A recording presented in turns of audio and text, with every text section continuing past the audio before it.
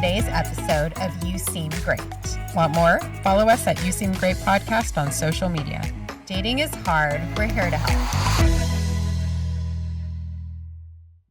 Hi, everyone. Welcome back to the You Seem Great podcast. Today we have Alec Mountain. He is the author of a new book called Quietly Rejected. Thank you for coming. Yeah, thank you ladies for having me. I'm really excited about this conversation. I am too. Yes. I'm very excited about this. Okay. So I saw that you wrote a book and I immediately bought it because I really love the premise. And Thank basically it's that everything you do is being scored. That people are constantly watching you in the in-between moments. It's not necessarily when you're performing or when you're on a podcast. It's like, what are you doing when you call it leaking? Yeah, the leak framework. The leak framework. Yeah. So just tell us a little bit about the book and why you decided to write it. A topic that I'm probably more passionate about compared to any other topic or most other topics is emotional intelligence. How can we be authentic but also improve or change our behavior in order to get more of the types of outcomes that we want in our lives? What can we do to adopt certain things? And also sort of the premise of this book is, what are you already doing that you're not aware of that's getting in the way of you getting the results that you want? Because self-awareness is, how do I say this? Self-awareness is extremely underrated, and I don't think there's enough people talking about it. And it's very hard as a person to be self-aware unless you have a lot of people around you that are willing to tell you the truth, Yes. which isn't always the case. So growing up, I had so many people that I watched on YouTube, so many books that I had read, and I felt like it was my time to put a unique spin on the subject. And in a world where, there's a lot of people saying, do this, do that. And there's a lot of great people that are doing that, Vanessa Van Edwards, Dale Carnegie. I love their work. That is initially what made me passionate about the topic. But something that is often overlooked, and me being an author, I'm not just trying to put out, and a marketer, I'm not just trying to put out a book. I want to put out something really great. And I want to put out something that is unique to the subject and is also very marketable. And as we'll talk about, there's a lot of things, a lot of people saying, hey, do this, do that. But in this book, I put people through a variety of scenarios and I'm saying, hey, either this person acted like this, or you might have acted like this, or whatever it might be. This is what you're doing, and this is why it hasn't worked for you, and this is the effect of essentially being rejected. And one last point, because rejection is not always loud, like, hey, I don't want to be friends with you. I don't want to date you. I don't want to necessarily do business with you. Some people are direct, and I really value people that are direct, but there's a lot of people that just aren't direct, and they're not getting invited to something, or they're not being picked, or something's not going their way, or they've been ghosted, for example. This happens all the time in dating. And you don't really always get a clear answer as to why that happened, so people are just sort of left confused, like, what the hell is going on? So this book is an introduction into all of the things that you might be doing that you're not aware of that are getting in the way of you getting the outcomes that you want. I love it. Everything about that. And Thanks. this is what we do for matchmaking. Like, we have all of this data. We put people on a date. We get the feedback. So we're able to help our clients become better daters because we actually have this information. Great. Yeah. But it happens all the time. Like, literally just yesterday, I had someone on my team send me a photo of a guy, great looking guy. He has everything going for him, Yeah. successful, all the things. She's like, this is his profile photo for online dating. She's like, what's wrong with this? And in the picture, it's him doing a selfie in the bathroom. There is a package of XL flushable butt wipes in the picture. So obviously this guy's using it as his profile. He has no idea. Yeah. And so unless somebody tells you, hey, like this guy's probably getting quietly rejected online dating without like having the info. And so it happens all day, every day. It's essentially getting the ick. Like, do you know that word? Yes. Yes. Yep. Yeah. I mean, I do feel like I love the concept of classifying quietly rejected, because I do I find that's harder for my clients to process through. It feels way more frustrating than if somebody directly just said, hey, we're not a good fit. I didn't like the way that you addressed blah, blah, blah. Like if they have something direct, then my clients either can have like clarity or some frustration around it, closure, something. But the quiet, slow backing away can be torturous, because you fill in the blanks with the worst case scenario. Like you fill in the blanks with what's typically worse than what the person actually thought. Yeah. And it feels so out of your control. So I love that you're kind of classifying, like, these are the small moments where people back away. It's not the like, hey, it's not going to be a fit, you know? Yeah. It's great to have answers. Yeah. Yes. Then you're not spiraling doing the same thing over and over. One of the things you talk about in the book is how like people have two different personalities. Like you have your social media presence or like what's on your LinkedIn. And then you have like what's the in-between moments. So can you just talk a little bit about that and how people really trust the in-between moments more than the performances? The main concept of that book is treat everybody with respect. Because if you don't treat certain people with respect, that's going to also leak into other areas of your life as well. It's like how you do one thing is how you do everything. I can't remember if it was your book or another book I just read. It was this example. This guy was in like Harvard Business School, and he had aced everything, and he was taking the final exam, and he said it was just one question. And was it your book? Yeah, it's my book. Okay, and the person, the teacher said, like, what is the name of the lady who cleans this room? Yeah. And if they got it right, they got an A, and otherwise they failed. That was your book? Okay. Yeah, exactly. Yeah, it's a perfect example. Do you know the lady who cleans this place?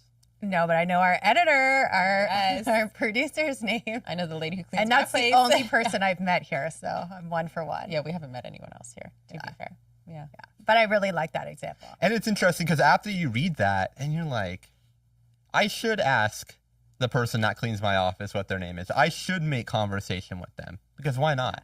There are so many good stories in the book. Yeah. So many. Like, you definitely have to check out the book. One thing that like really resonated with me was the Uber CEO, because we work with a lot of male clients that are top of their field. They're CEOs, they're running companies, and they really know how to execute, but it doesn't always, those skills don't always translate to dating. And you talk about being like in another room, like how you are in one room is not necessarily how you should be in another room. Correct. Yeah. So will you just tell that story if you can remember it?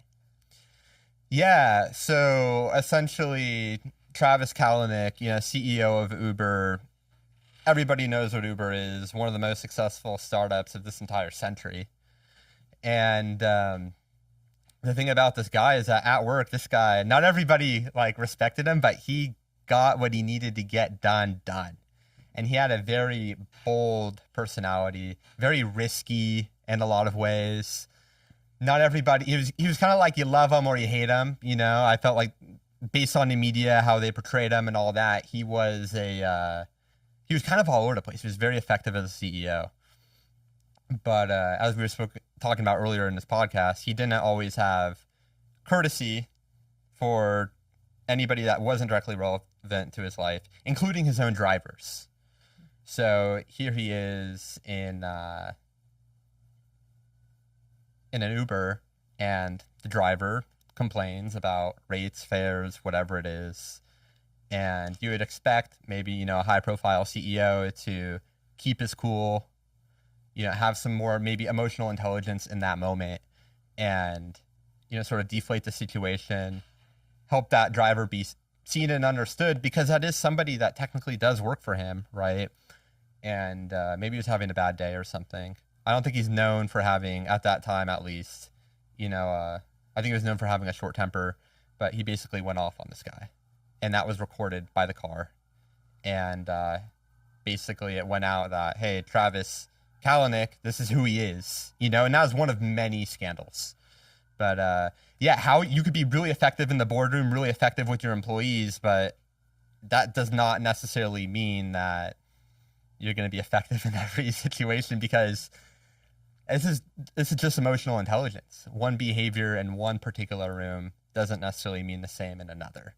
that loud outspokenness, directness, no excuses that worked at, his workplace doesn't necessarily work for somebody who wants to make more money to feed their family, So in like preparing to write this book and doing some of your research, what were some of the things that you were most surprised to find out, or patterns that you were most intrigued by that you then were seeing replicated out in your own life or with people that you had connected with? Like as I was writing this book and then I'm living my life, what am I seeing in the book actually play out? Oh man. Well, there was a lot of things, of course, that I was already aware of. The thing that I caught in myself was looking at my phone a lot, having it out. Oh my gosh, yes. So I have to read this stat because I pulled it up. Hold on, here it is. Because it pertains to dating. Okay, you said 89% of Americans said they took out their phone during their last social interaction. 82% said it made the conversation worse. Yeah. And you can never have your phone out on a date. Do you agree? 100%. I'm rarely, if you have like kids who are sick or something, that you preface it in the beginning, like every now and then I might need to check my phone, right? But even then, it's really like an energy killer. It's the second you look at your phone, the person just shuts down because you're not paying attention to them. Yeah. That's like such a simple tip that can change dating. In any interaction, whether it's a dating, a meeting, whatever it might be. Yeah.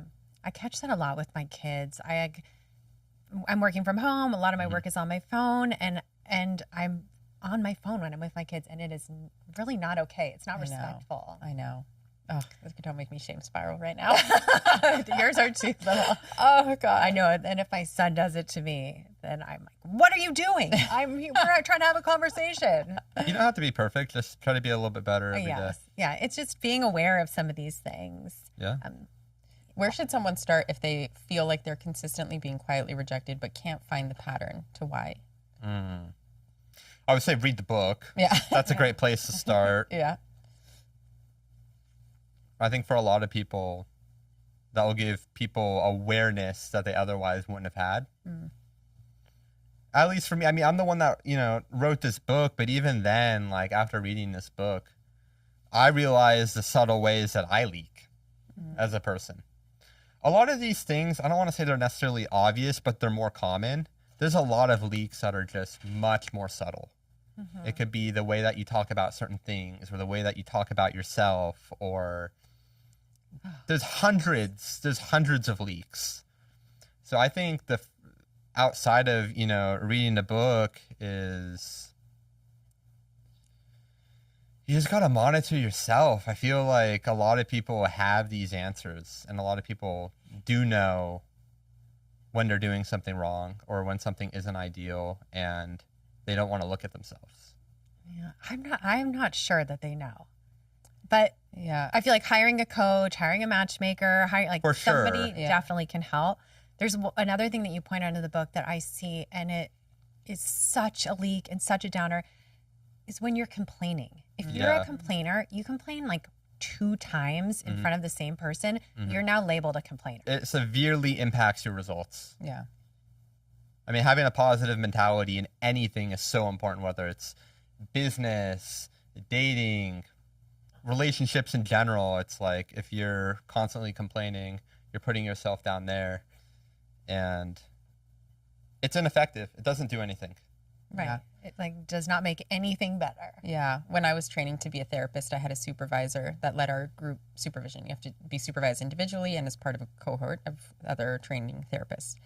And his big thing that he would say almost every supervision group is never speak disparagingly about your clients. Did I use that word right? Yes. Yeah. Okay. Never speak negatively about your clients, even if you're frustrated, if you're whatever. View it through the lens of psychology rather than as a personal experience of it.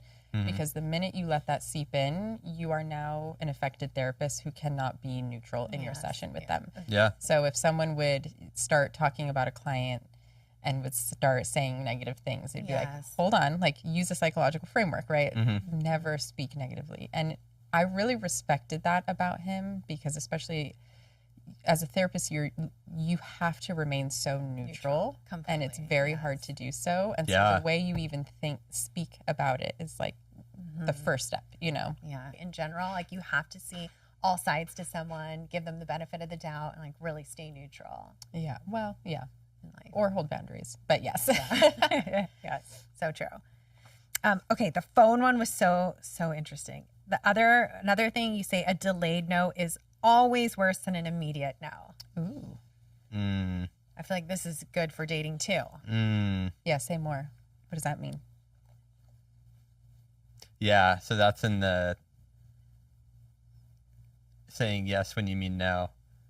Yeah, which I'm definitely guilty of this sometimes. Like somebody invites you to some event happening in 3 weeks and you're like, oh yeah, I think like I'll be able to make it. Then they're counting on you making it. Yeah, they're planning they're making plans around what you're saying. Yes. And then later you're like, oh, sorry, I couldn't make it. When kind of all along you knew you weren't going to go. Right. Yeah, but now you put them out. They think you're showing up and now they have to find somebody else. Yeah. So it's always better to just say no if you know you can't make it versus a delayed no. Yeah. Yeah, because in the book, a line in that book is, saying something along the lines of saying no disappoints them for, 5 seconds or 5 minutes. But if you're telling them no last minute and they planned around you, that's going to disappoint them that much longer. Exactly. And it's the same in dating. If you know you're not interested in someone, don't breadcrumb them. Yeah. Just let them know. Otherwise, like they think you're going to they think you're busy and you're just traveling and you're going to come around. Yeah. But people have a hard time being honest and telling people what's on their mind, and that's a big reason why people don't do it. It's not just like, oh, you should do it. Well, obviously in common sense, that makes sense. But a lot of people, especially in dating, when the example that you give, don't want to really reject people. They're putting it off. They don't want to face it. Even if they could be polite and say what's on their mind, they don't want to. So they could wait it out. Yeah, but it's ultimately worse. You should just let them know and let them move on with their life. I agree. One of the things that you discussed is being late. Yeah. Which, and first of all, I really try to teach this to my kids, like to value people's time and not to show up late. But this story about Richard Branson. That's a good one. So good. I made me really like him so much more than I already did. No excuses. And I think that's part of the reason why, these very likable public figures, why are they respected by so many people? Because they treat everybody equally. Yeah. Right? Coming back to what we were talking about earlier. Richard Branson didn't think his time was more important than, the director of whatever was being shot, which is why, he got out of his taxi and sprinted to where he needed to be. Yeah. We've talked about this before. I would love to know more of what my leaks are. I suspect them, but you don't really get this feedback in the real world. Yeah, I know. That's why I try to give all my clients some insight into how I'm receiving them. Of course, like they're probably performing in a coaching session, right? Like that's probably more performance-based than leak. And also though, we get like post-date feedback and we get these things where even I'm surprised sometimes where I've met with a client and I've maybe even recommended them to a different client. Like, this is a great person. You should meet them. And then the post-date feedback comes in and I'm like, who are you? Did the wrong person show up to the date? Like, what happened here? And it's because of these like small moments. I don't think that the whole date was bad, but if someone was late and then they were rude to the waiter and then they asked, why are you still single after all these years? 3 strikes, you're out. Like then the whole experience is painted by this person not having that EQ to have connected. And Hold on a second. So you said, why are you single all these years? Is that not a valid question? Hell no. Yeah, that is no. not a valid question. Not on a first date. You cannot ask that. You're basically asking, like, so why are you damaged, right? Like, what's wrong with you is like the implication. It depends on the place where it's coming from. I think if you say it like that, for sure. But let's say, hey, I'm on a date with a beautiful woman. She's 35 years old and she's single, and also, let's say she's never been proposed to, for example, because that comes up in conversation. I could ask, hey, just, out of curiosity, you have all these things going for you. What do you think are the reasons why you still haven't found that person yet? Right, but then you're asking, like, what's wrong with you? Yeah. Hashtag quietly rejected. Yeah. Yeah, I feel like it's more, you can say like, I'd love to hear more about your experiences in dating. What has it been like for you, right? Like, I think there's other ways around it that offer less implication that there's something wrong that you're trying to identify. Mm-hmm. But I think for a woman hearing that, especially a woman in her mid 30s, late 30s, the experience is often, oh, he wants to know what's broken in me. And, okay, that's fair.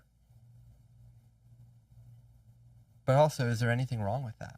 Can we be honest with each other and see where we might be off in our lives, or where we're not, why we're not in a place that we want to be, why we haven't gotten results in certain areas? Because then we get to know each other better. And the more that we can get to know each other better sooner, the better. But that's just one take. But hey, it requires a lot of emotional intelligence to ask that in the right way to be taken as non-offensive.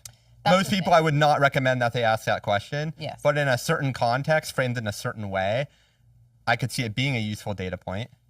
Yeah, I'm a big believer. I actually tell all my clients this. I don't actually believe that any topic is off limits on a first date, as long as your intentions are good, your tone is right, and you're reading the room and understanding if that person is opening up or if they're closing down, right? Yeah. Like, and most people on a date don't have access to present awareness enough to understand those three, just because dating is so scary, right? Yeah. So I think, yes, like, you could ask about finances, you could ask about religion, you can ask about politics. Like, there's no reason really that you can't talk about everything, but you better make sure that those are all coming from a place of genuine connection, and that you're reading that connection accurately. And on a first date, it's hard to do that just because you're nervous. You don't know that person. You don't know the context of their background. You don't know what it looks like when they're opening and warm versus with their closed. So I think it's just about what is going to serve the connection versus what might create an unnecessary rupture in the ability to connect. That feels very risky. Like, is it really worth it to ask those types of questions? Right. Like a finance question on the But first there's some date? clients, right, who work in finance and they're like very like into it, right? Okay, Can nerd that's- out on yeah. it, right? Well, So that's okay, why that- it's like technically. Okay, I thought you meant there's like what is in your or, like, bank account. No, like DC clients, they can talk about politics. They can, yes, right? right. But like to LA clients, maybe don't. Yeah, I just feel like, yes, it could go well, but why worth the risk? Like, it's not worth the risk on a first date. Just We're not, it's not about like being risk averse. It's about having a lot of data on the other person. right, which and you should get over time. You just don't need all of the information. It doesn't necessarily need to be on the first date. Yeah. But across a series of your first few dates, you know, the more we can be honest with each other and see, hey, what's working for our lives and also what's not, that can allow us to better connect and see if things are going to work instead of waiting 3 or 6 months to have that conversation. Oh, definitely. Yeah. Of But course. sometimes self-report's not that accurate, you know? Sometimes True. someone's self-reporting something and then it gets revealed through your lived experience with them 2 months later, like, oh, that's maybe not the case here. So, But and there's so many things that we hear in the post-date feedback where people are quietly rejecting, like when you're having these conversations. So if you're learning about their past and they bring up that they had a crazy ex, you're probably getting quietly rejected. You don't realize it because you're just talking about your ex and you think your ex is crazy, but that person does not want it. The person on the other side of the table does not want to hear that. Oh, for sure. Yeah, that sounds pretty obvious to me. Yeah. Yeah. But it's really not, because we hear that a lot. we've gotten the feedback. We're in the trenches. Because a lot of people are hurt and they need somebody to talk to, or they want to whatever. But I could see people wanting to talk about that. But yeah, if I'm on a date with somebody and they're talking about their ex, it's like, hey, the ex is in the past. This is right now. I can get a sense of, okay, this person might be living in their past, and that can create all sorts of problems.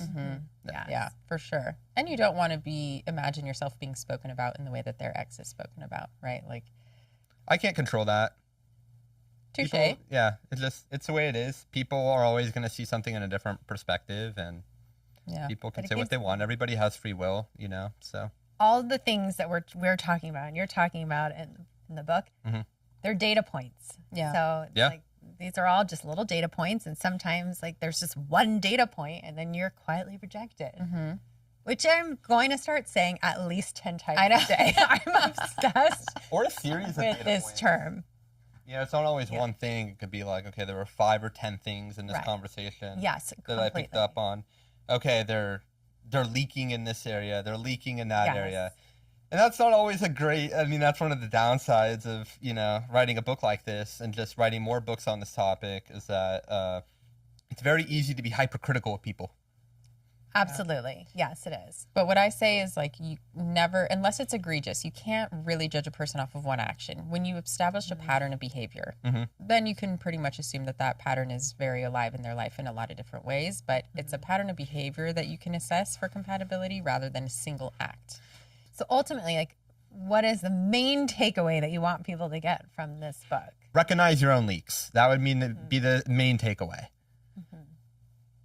Because you think you could be doing everything right, but you could realize over a span of weeks or months that you're leaking in all these different ways that you're not aware of, and other people have noticed, and that could be very well what's been impacting your results. And oftentimes it is. 100% it is. Yes. Know your leaks. Yeah, exactly. Like someone else gets the job, somebody lands the girl, someone you don't really understand, but it's like probably these leaks. Seek to understand. Not just react to, oh, poor me, or how did this happen? Seek to understand why things happen the way that they did. Yeah, completely. Mm-hmm. Okay. I feel like that's perfect, Yeah. perfect way to end. Highly recommend reading this book. It was really entertaining, Yeah, I'm and I glad you feel like liked it's it. good for work. I had a lot of lessons that I want to teach my kids. Just, it's nice to have somebody else saying, like, don't be late. It's an actual written in a book. Yeah. So check it out. We'll put the link to it. And thank you so much for joining today. Yeah, thanks for having me, Thank ladies. you. All right. Yay. That's it for this episode of You Seem Great podcast. Until next time.